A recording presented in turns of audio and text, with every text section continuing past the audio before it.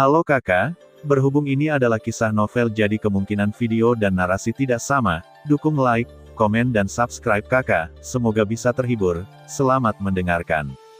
Xiao Yan tersenyum malu, lalu kamu membicarakanku dan aku akan pergi dulu. Begitu kata-kata Xiao Yan keluar, kedua putrinya menatapnya pada saat yang sama dengan mata yang tidak ramah. Aku ingat namamu Nanfu, oh, aku harus memanggilmu Sensi. Permaisuri telah melewati bertahun-tahun, dan tidak peduli seberapa kuat dia tidak meningkat sama sekali. Sudut mulut Permaisuri sedikit naik, dengan sedikit senyum, dan dalam menghadapi ejekan Ye Beijing, dia tidak peduli, itulah hubungannya pengejaranmu denganku. Mulut kecil Ye Beijing tiba-tiba bergerak-gerak, dan mulutnya tajam, dia tidak peduli pada makhluk hidup sekarang.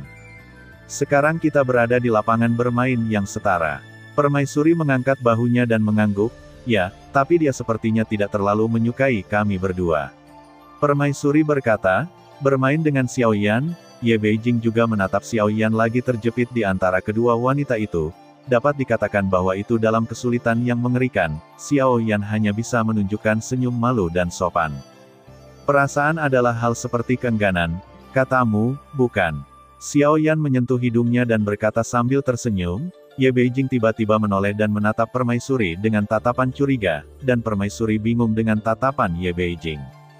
Masuk akal bahwa Gu Zongsheng telah jatuh begitu lama, dan Yang Mulia Permaisuri belum dekat dengannya, dan dia masih bisa menanggungnya setelah melihatnya.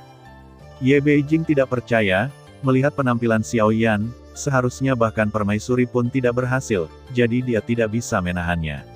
Cara saya berkultivasi adalah menjadikan pria di dunia dingmu, tidak semua wanita seperti ini.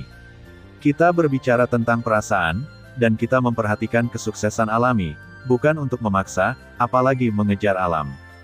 Meskipun Anda terlahir cantik, pada kenyataannya, Anda tidak memiliki kemanusiaan untuk waktu yang lama, dan 6 keinginan manusia juga telah merosot, hanya nafsu yang membedakan antara Anda dan kuda jantan.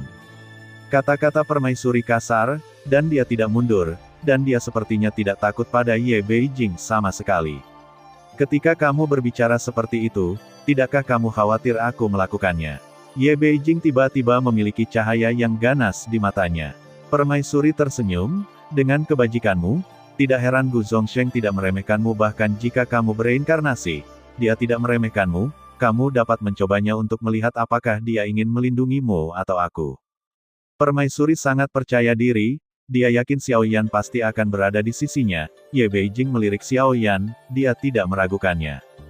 Permaisuri Xiao Yan pasti akan bertarung. Permaisuri telah melihat pertempuran Xiao Yan sebelumnya, dan dia tidak yakin tentang Xiao Yan-nya di Beijing, dan pada akhirnya, dia tidak tahu bagaimana memusnahkan Changxi olehnya. Ye Beijing sudah memiliki ketakutan pada Xiao Yan di dalam hatinya.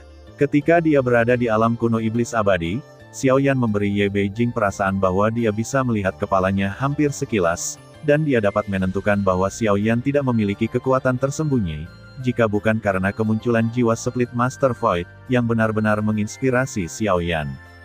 Ye Beijing merasa bahwa setelah melihat Xiao Yan yang asli, dia masih ragu sebelumnya, jika dia berada di ranah kekuatan anti-inflamasi, bagaimana dia bisa bergabung dengan domain Dewa Kekacauan. Bagaimanapun, Ye Beijing tahu bahwa beberapa dari mereka perlu direbut oleh ribuan Taihua, dan kekuatan mereka tidak diragukan lagi. Kali ini, Dokter Kekaisaran tampaknya menghindar, pada kenyataannya, kekuatan tempurnya jelas tidak seperti ini, dan dia bahkan terlihat takut pada malam. Beijing semua berpura-pura olehnya, ada banyak Tianjiao dan orang kuat, mereka mungkin memiliki bakat yang sangat tinggi untuk kultivasi, dan tidak ada kota yang cukup dalam, yang membuatnya sulit untuk mendaki sepanjang jalan, dan Tianze adalah sebagian besar. Seperti Dokter Kekaisaran Void, dia telah mengamati situasi seluruh pertempuran, menyamar sebagai orang lemah, dan tidak pernah menunjukkan kekuatannya yang sebenarnya. Jadi pada akhirnya, Su Qiantaifu bisa mundur dengan seluruh tubuhnya, kecuali beberapa luka di jiwanya dan sedikit kelelahan di tubuhnya, dia masih tidak rugi. Menurut apa yang Anda katakan, semua yang telah kami kembangkan adalah salah, dan keabadian Tuhan seharusnya tidak ada. Apakah Anda tahu Wanyu, dan tahu bahwa itu adalah aturan hidup bagi manusia atau binatang buas untuk bereproduksi melalui nafsu, dan dunia terdiri dari aturan yang tak terhitung jumlahnya. Tidak peduli mana yang hilang, Itu mutlak diperlukan. Mungkinkah ribuan aturan harus dibagi menjadi 3, 6, 9 dan malam lainnya, dan Beijing bukanlah janggut yang baik. Ketika bahkan jika dia membuka mulutnya untuk melawan permaisuri, Xiao Yan mendengarkan aturan sakit otak, dan tidak ada 3, 6, 9, del. Tapi di mata saya, aturan yang dia miliki 3, 6, 9, dan seterusnya, dan argumen yang Anda kembangkan adalah yang ke-9, setidaknya itulah yang saya pikirkan. Permaisuri tersenyum sedikit, selalu menjaganya tetap tenang. Ye Beijing mengepalkan tinjunya, dia tidak suka menyia-nyiakan lidahnya. Jika bukan karena keheningan, di sini, dia benar-benar ingin duduk di belakang Gu Zongsheng di depan gadis ini, dan sekarang dia masih bersembunyi di belakang punggungnya dengan kekuatan lidahnya yang lebih sedikit. Mari kita bertarung di tempat, apakah kamu berani? Ye Beijing berteriak keras, jelas sedikit rusak, bukan permaisuri yang mengatakannya di sini, karena cara keinginan memang memalukan. Terlebih lagi, Ye Beijing menggunakan ribuan pria sebagai ratu tungku, yaitu untuk memahami titik sakitnya, dan dia menuduh saya takut bahwa saya tidak pandai bertarung dan kalah, belum tentu perkelahian. Kamu dan aku sama-sama dewa abadi, meskipun mereka lebih tinggi dariku. Kita bisa berbicara tentang Xiao Yan sebagai hakim, dan permaisuri berkata dengan tidak tergesa-gesa, masing-masing dari mereka memiliki bidang keahliannya sendiri. Akal permaisuri tidak diragukan lagi, hanya beberapa kata, Ye Beijing tidak bisa menerima gigi tajamnya, mulutnya tidak bisa membunuh. Ye Beijing tahu bahwa dia pasti akan mengatakannya, tetapi permaisuri secara alami tidak akan memilih untuk setuju, jadi dia tidak akan membunuh semuanya, dan tidak perlu membunuh orang untuk menyelesaikannya. Jika hanya bisa diselesaikan dengan membunuh, itu hanya bisa berarti bahwa orang ini bodoh, berambut panjang, rabun jauh, dada pendek, tidak berotak, dan permaisuri terus agresif. Xiao Yan berkeringat deras ketika dia mendengarnya, karena takut Ye Beijing tidak akan bisa membantu tetapi melawannya. Kekuatannya saat ini, bahkan jika dia berdiri di sisi permaisuri, saya takut dia akan dibunuh oleh Ye Beijing dengan tamparan 2 digit. Dengarkan aku, Ye Beijing baru saja marah, dan Xiao Yan harus berdiri dan tenang. Kemarahan terhadapnya sangat marah. Kedua putrinya melihat tatapan Xiao Yan yang diproyeksikan pada saat yang sama. Xiao Yan menunjukkan ekspresi tersenyum, jangan bicara tentang divisi mi panjang Fangkai.